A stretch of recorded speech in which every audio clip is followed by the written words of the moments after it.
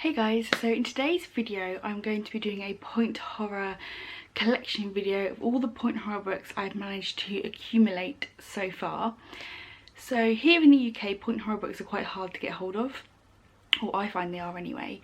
So I buy mine online off eBay, although I don't know if I'd recommend the eBay seller I use because they seem to mess up a lot and I get books missing, or they send me the wrong book or that kind of stuff. So I'm not going to mention the seller in this video just because I don't want to recommend them and then they mess up your order if you order from them, and then, you know, I would feel bad.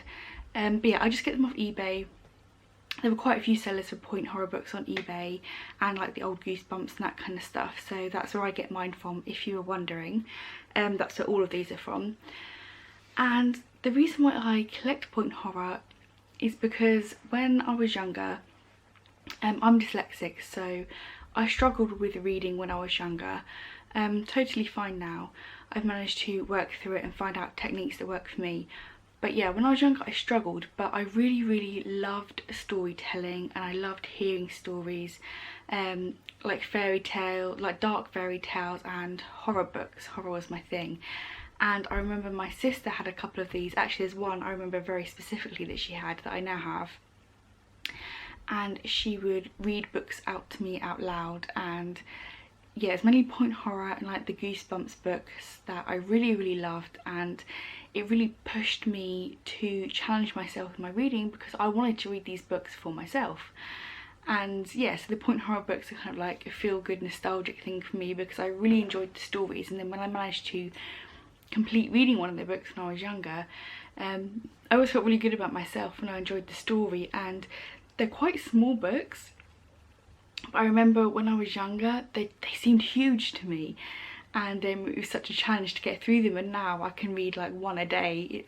It's just a big change, and yeah, I just have really good feelings towards these books. So now I'm older and I have money, I have decided to start a little collection for myself, as like I said, I love horror, I love collecting horror books, so I thought I would try and get as many point horror books as I can because they're not in publication anymore.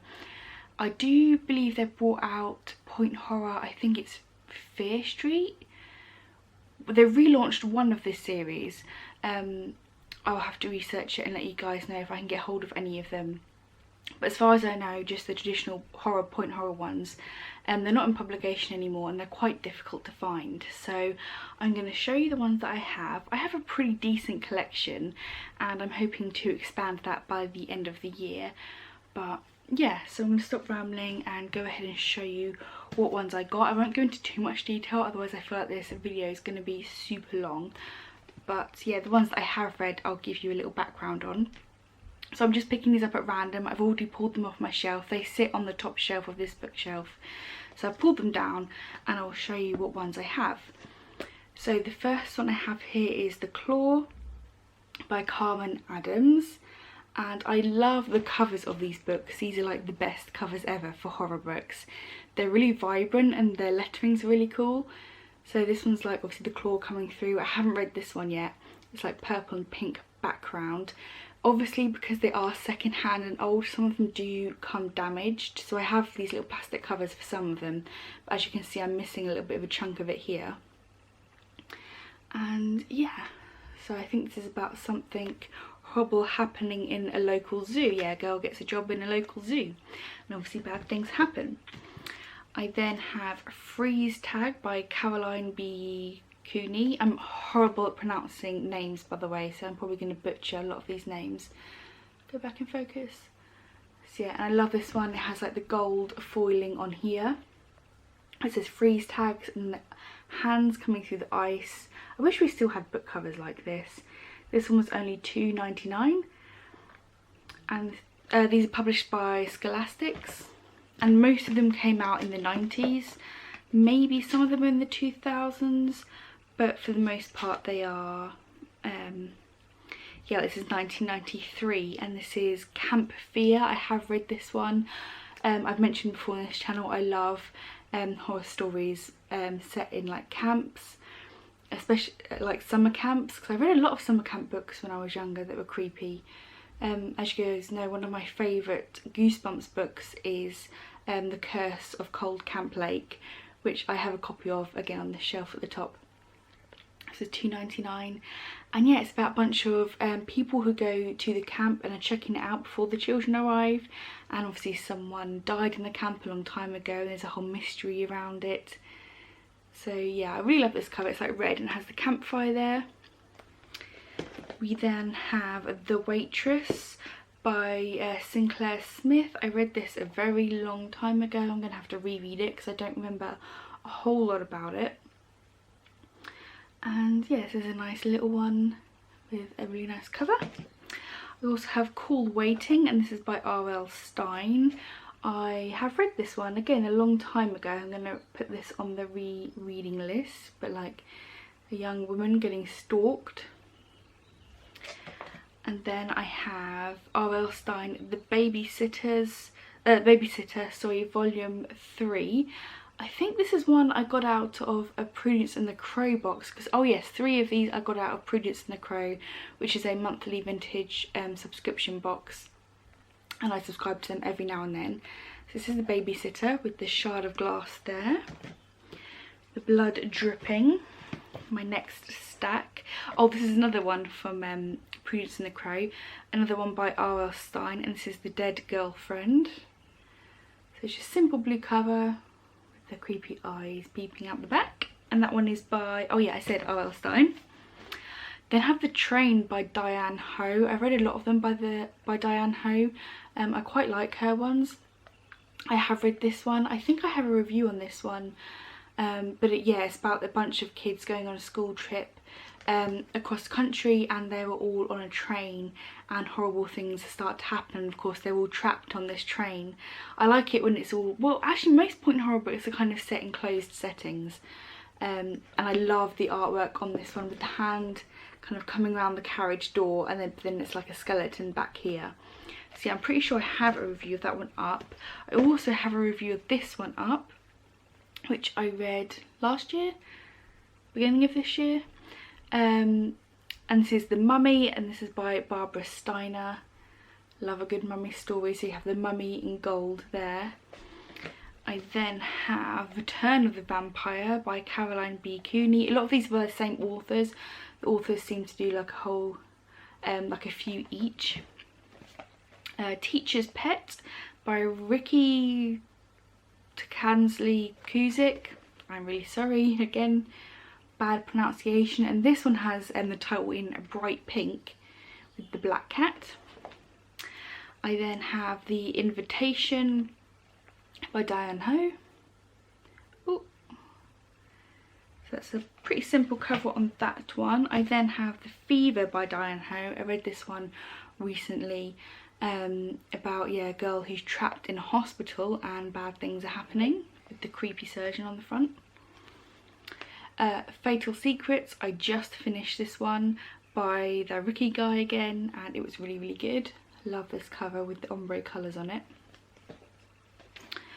The Hitchhiker by R.L. Stine. This is one that I am starting to read. I then have Amnesia. This is a good one. I read this one a while back. Nightmare Hall, The Roommate. I also read this one recently. I love the cover of this one with like the green smoky kind of background. This one was really good.